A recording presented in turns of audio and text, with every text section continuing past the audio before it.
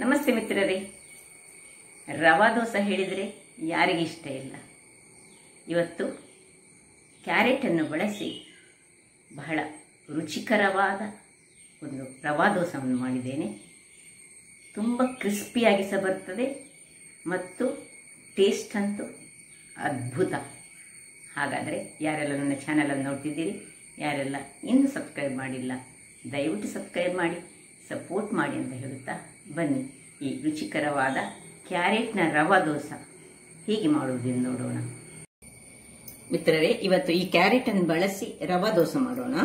ಇಲ್ಲಿ ನೋಡಿ, ಒಂದು 100 ಗ್ರಾಮ್ಸ್ನಷ್ಟು ರವೆ ತೆಗೆದುಕೊಂಡಿದ್ದೇನೆ. ಪೂರ ಸಜ್ಜಿಗೆ ತೆಗೆದುಕೊಂಡ್ರೆ ಒಳ್ಳೆಯದು. ಬಾಂಬೆ ರವಾ ಅಥವಾ ಚಿರೋಟಿ ರವಾ ಸಾಕ್ತದೆ. ಎಷ್ಟು ನಾವು ರವಾ ತೆಗೆದುಕೊಂಡಿದ್ದೇವೆ ಅದರದ್ದು ಅರ್ಧದಷ್ಟು, ಒಂದು 50 ಗ್ರಾಮ್ಸ್ನಷ್ಟು ಅಕ್ಕಿಯ ಹುಡಿ. 100 ಗ್ರಾಮ್ಸ್ ರವಾ ಆದರೆ 50 ಗ್ರಾಮ್ಸ್ ಅಕ್ಕಿ ಹುಡಿ, ಒಂದು 3 ಚಮಚದಷ್ಟು ತೆಂಗಿನ ತುರಿ, 1 ಚಮಚ ಜೀರಾ ಮತ್ತು ಅರ್ಧ ಚಮಚ ಕರಿಮೆಣಸು. ನಾನು ಒಂದೇ ತೆಗೆದುಕೊಂಡಿದ್ದೆ, ನನಗೆ ಖಾರ ಹೆಚ್ಚು ಬೇಡ ಹೇಳಿ. ಈ ಕೆಂಪು ಮೆಣಸು ಮತ್ತು ಕ್ಯಾರೆಟ್, ಕೊತ್ತಂಬರಿ ಸೊಪ್ಪು ಮತ್ತು ಈ ಕರಿಬೇವಿನ ಸೊಪ್ಪು. ಈಗ ಮೊದಲಿಗೆ ನಾವೇನು ಮಾಡಬೇಕು ಹೇಳಿದರೆ, ಈ ಒಂದು ಬೌಲ್ ತೆಗೆದುಕೊಂಡು ಅದರಲ್ಲಿ ರುಚಿಗೆ ತಕ್ಕಷ್ಟು ಉಪ್ಪನ್ನು ಹಾಕೊಳ್ಳೋಣ. ಇನ್ನು ಉಪ್ಪಿಗೆ ನಾವು ಈ ಸಜ್ಜಿಗೆ, ಏನು ಸಜ್ಜಿಗೆ ಉಂಟು ಅದನ್ನು ಹಾಕ್ಕೊಳ್ತಿದ್ದೇನೆ.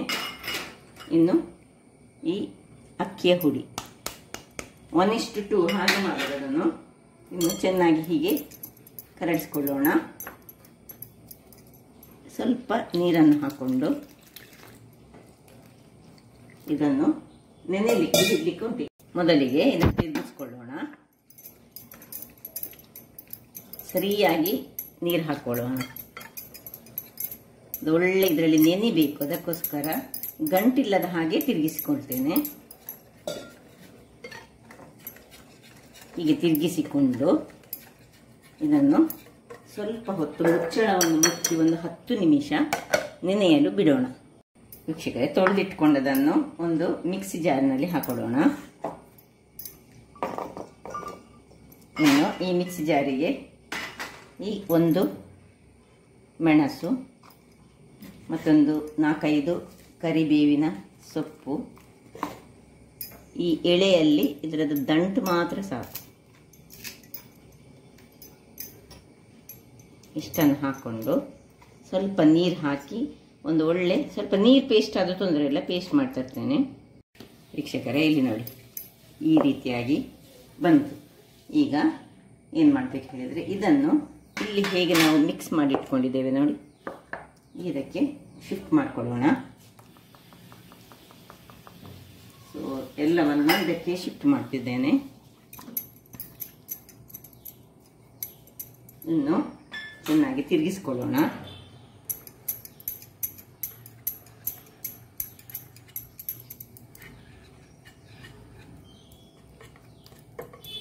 ಇಲ್ಲಿ ಈ ಕೊತ್ತಂಬರಿ ಸೊಪ್ಪನ್ನು ಹೆಚ್ಚಿಟ್ಕೊಂಡಿದ್ದೇನೆ, ಇದನ್ನು ಇದಕ್ಕೆ ಹಾಕ್ಕೊಳ್ತಿದ್ದೇನೆ.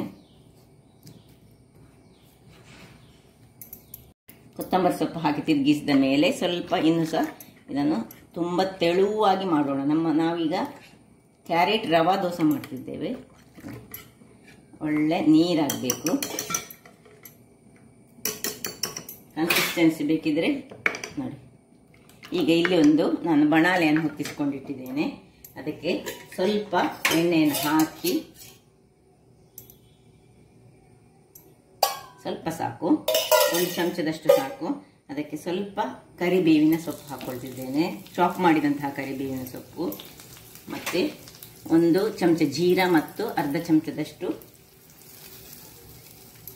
ಕರಿ ಮೆಣಸನ್ನು ಹಾಕ್ಕೊಂಡು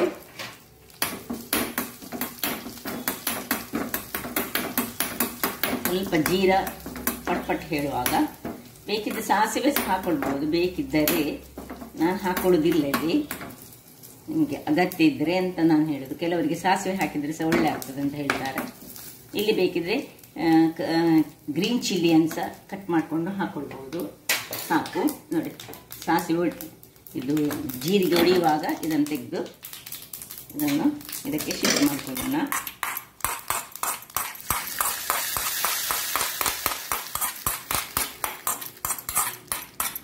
ಇನ್ನು ಒಳ್ಳೆ ತಿರುಗಿಸ್ಕೊಳ್ತಿದ್ದೇನೆ.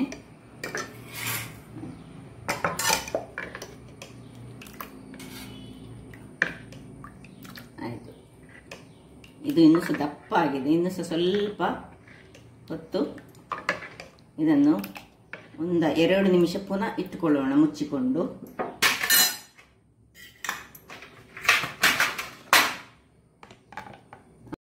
ಒಂದು 5 ನಿಮಿಷಗಳ ಬಳಿಕ ನೋಡಿ ಹೀಗೆ ಆಗಿದೆ.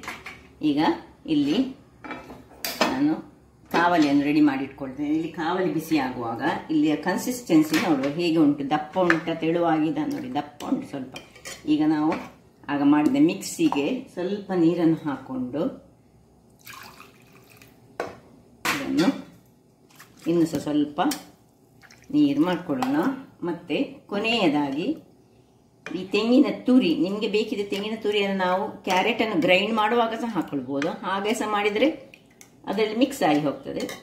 ಹೀಗೆ ಬೇಕಿದ್ದರೆ ಕೊನೆಯಲ್ಲಿ ಸಹ ಒಂದು 2 ಚಮಚಗಳಷ್ಟು ತೆಂಗಿನ ತುರಿಯನ್ನು ಕೊನೆಗೆ ಹಾಕ್ಕೊಂಡ್ರೆ ಸಹ ತುಂಬ ರುಚಿಯಾಗಿ ಬರ್ತದೆ. ಸಕ್ಕರೆ ಇಲ್ಲದೆ, ಇದು ಚಟ್ನಿ ಇಲ್ಲದೆ ತಿನ್ಬಹುದು. ಬೇಕಿದೆ ಒಂದು ಅರ್ಧ ಚಮಚ ಸಕ್ಕರೆಯ ಚೂರು ರುಚಿಗೆ ಬೆಲ್ಲವ ಬೇಕಿದೆ ಹಾಕೊಳ್ಬಹುದು. ನಾನು ಹಾಕೊಳ್ತಾ ಇಲ್ಲ, ನಿಮಗೆ ಅಗತ್ಯ ಇದ್ರೆ ಹಾಕೊಳ್ಬೋದು. ನೋಡಿ ಇಷ್ಟು ಕನ್ಸಿಸ್ಟೆನ್ಸಿ ಹೀಗೆ ಬರಬೇಕು. ಈಗ ಇದು ಬಿಸಿ ಆಗಲಿ. ಕಾವಲಿ ಬಿಸಿ ಆಯ್ತು ನೋಡಿ. ಎಣ್ಣೆಯನ್ನು ಸ್ವಲ್ಪ ಗ್ರೀಸ್ ಮಾಡ್ಕೊಳ್ಳೋಣ. ತುಂಬ ಎಣ್ಣೆ ಸಹ ಬೇಕಂತ ಇಲ್ಲ, ಬೇಕಿದ್ರೆ ಹಾಕೊಳ್ಳಿ ನೋಡಿ. ಈಗ ಇದನ್ನು ಚೆನ್ನಾಗಿ ಕಲಡಿಸಿಕೊಂಡು ಇದನ್ನು ಒಂದು ಸೌಟಿನಷ್ಟು ನಾವು ತೆಳುವಾಗಿ ಇದು ಹಾಕೊಳ್ಳೋಣ. ಎಷ್ಟು ಚೆನ್ನಾಗಿ ಬಂತು ನೋಡಿ.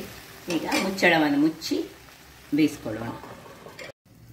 ವೀಕ್ಷಕರೇ ಇಲ್ಲಿ ನೋಡಿ ಏನು ಚೆನ್ನಾಗಿ ಬಂದಿದೆ ನೋಡಿ, ಕಲರ್ಫುಲ್ಲಾಗಿ ಬಂದಿದೆ.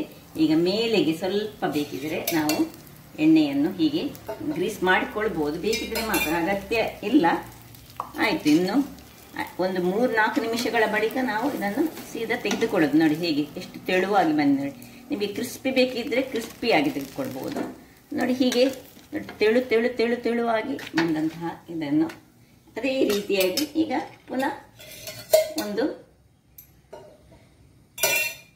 ಇಲ್ಲಿ ನೋಡಿ ಹಾಕುವಾಗ ಮಾತ್ರ ಇಲ್ಲಿ ತಿರುಗಿಸಿಕೊಂಡು ಹಾಕೊಳ್ಬೇಕು, ಇಲ್ಲದಿದ್ದರೆ ಅದು ಅದರದ್ದು ಈ ರವೆ ಅಡಿಯಲ್ಲಿ ನಿಲ್ತದೆ. ಹಾಗಾಗಿ ಹೀಗೆ